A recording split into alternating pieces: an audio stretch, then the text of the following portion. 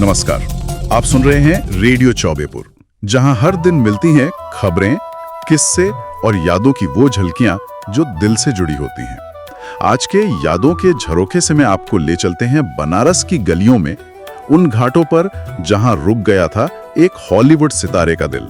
जी हां, हम बात कर रहे हैं मशहूर अभिनेता गेरार्ड बटलर की, जिन्होंने सालों पहले बनारस की यात्रा की थी और आज भी उस अनुभव को जिंदगी का सबसे सुंदर दिन मानते हैं। आज हम गेरार्ड बटलर की काशी यात्रा और उनके अनुभवों को थोड़ा और करीब से जानेंगे।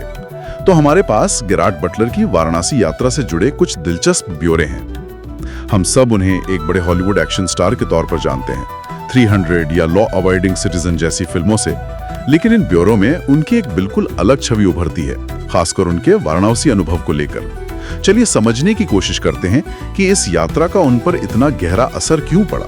हाँ, ये वाकई दिलचस्प है, क्योंकि गेरार्ड बटलर की जो इमेज है वो तो एक हार्डकोर एक्शन हीरो की है ना। बिल्कुल। 2 दशक से ज्यादा का करियर है उनका, 50 साल पूरे कर चुके हैं और उनकी गिनती होती है अर्नोल्ड श्वार्ज़नेगर या सिल्वेस्टर स्टैलोन जैसे मतलब एक्शन आइकॉन्स के साथ। सही कहा। तो सवाल उठता है कि एक्शन और इंटेंसिटी से जुड़े इस अभिनेता को वाराणसी में, बनारस में ऐसा क्या मिल गया? हाँ, तो जो जानकारी है उसके मुताबिक वो भारत यात्रा पर थे, अकेले नहीं, अपने 7 दोस्तों के साथ थे। अच्छा, 7 दोस्त? जी।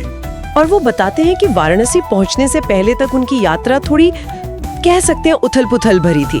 कुछ ठीक नहीं चल रहा था शायद, लेकिन जैसे ही वो वाराणसी पहुंचे सब बदल गया।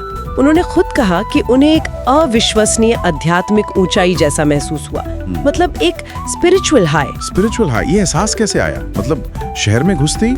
क्या आप स्रोत इस बारे में कुछ और बताते हैं? अचानक क्यों महसूस हुई ये ऊंचाई? देखिए, ब्यौरे यही बताते हैं कि ये सिर्फ शहर पहुंचने भर की बात नहीं थी, बल्कि वहाँ का जो माहौल था, जो अनुभव हुए, उनका मिला जुला असर था। अच्छा। वाराणसी पहुंचते ही उन्हें जो एक वाइब या ऊर्जा महसूस हुई वो खास थी। फिर उन्होंने घाटों पर ध्यान किया, मेडिटेशन, ध्यान, जी, और एक निजी पूजा में भी शामिल हुए, जिसका उन पर बहुत गहरा असर हुआ। और फिर शाम को जाहिर है गंगा आरती देखी। हाँ, गंगा आरती तो अद्भुत होती है। बिल्कुल। तो इन सब अनुभवों ने मिलकर उस आध्यात्मिक ऊंचाई को जन्म दिया होगा, ऐसा लगता है। और इसी क्रम में वो एक बात कहते हैं जो मुझे बहुत छू गई। उन्होंने नाव पर बैठकर महसूस किया, ये मेरे जीवन का सबसे अच्छा दिन है। जी हाँ, ये बहुत बड़ी बात है। बहुत बड़ी बात किसी के लिए ये कहना। स्रोत बताते हैं कि उस वक्त वो एकदम जुड़ा हुआ, खुला हुआ और शांत महसूस कर रहे थे। सिर्फ एक दिन में इतना बड़ा बदलाव। बिल्कुल। और उनके विवरणों से लगता है कि ये सिर्फ धार्मिक रस्मों का ही असर नहीं था, बल्कि पूरे शहर का, वातावरण का था। शहर का माहौल? हाँ, उन्होंने कहा कि इस प्राचीन शहर की हवा में ही जैसे जादू था। हर कोने में एक रहस्यवाद, मिस्टिसिज्म का एहसास था।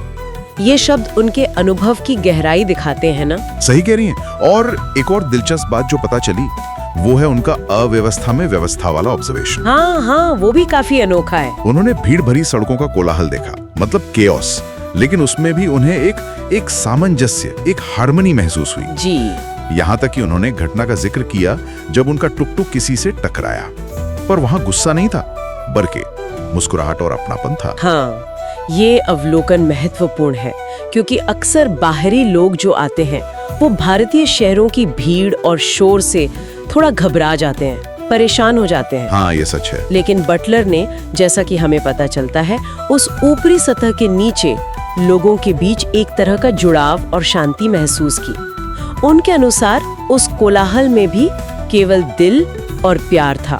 वाह, ये तो वाकई शहर की आत्मा को समझने जैसा है। अच्छा, स्रोतों में ये भी जिक्र है कि वो मंदिर भी गए थे, शूलटंकेश्वर महादेव मंदिर, अपनी पत्नी के साथ। जी हाँ, बिल्कुल।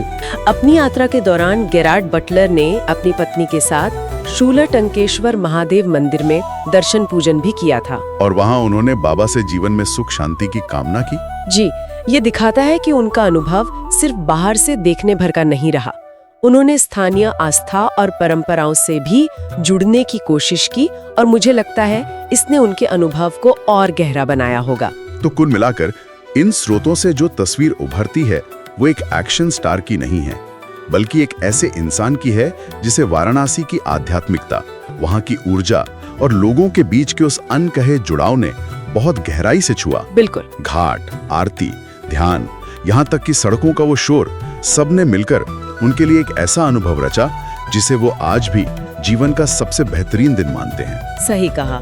और ये अनुभव दिखाता है कि कैसे कोई जगह अपनी सांस्कृतिक और आध्यात्मिक धरोहर से किसी व्यक्ति पर इतना गहरा प्रभाव डाल सकती है, उसकी बनी बनाई छवि से बिल्कुल परे। वाकई ये हमें सोचने पर भी मजबूर करता है ना, कि क्या हम अपनी रोजमर्रा की भागदौड़ और व्यवस्था में उस अव्यवस्था में छुपी व्यवस्था या उस गहरे मानवीय जुड़ाव को देख पाते हैं, जिसे बटलर जैसे एक बाहरी व्यक्ति ने एक अजनबी शहर में महसूस किया। बहुत सही सवाल है। तो ये थी गिराट बटलर की वो अनमोल यादें जो उन्होंने बनारस की पावन जमीन पर समेटी। गंगा के घाट, आरती की लौ और शहर की आत्मा, सब कुछ इतना गहराई से उनके दिल में उतर गया कि उसे उन्होंने अपनी जिंदगी का सबसे खूबसूरत दिन कह दिया। ऐसा ही कुछ है हमारे बनारस की मिट्टी में, जो आए वो कुछ छोड़कर नहीं जाता, बल्कि कुछ लेकर ही लौटता है। सुकून, अपनापन और एक जादू जो शब्दों से नहीं, एहसासों से बयां होता है। रेडियो चौबेपुर के यादों के झरोखे से आज बस इतना ही। फिर मिलेंगे किसी और याद के साथ। तब तक के लिए नमस्कार और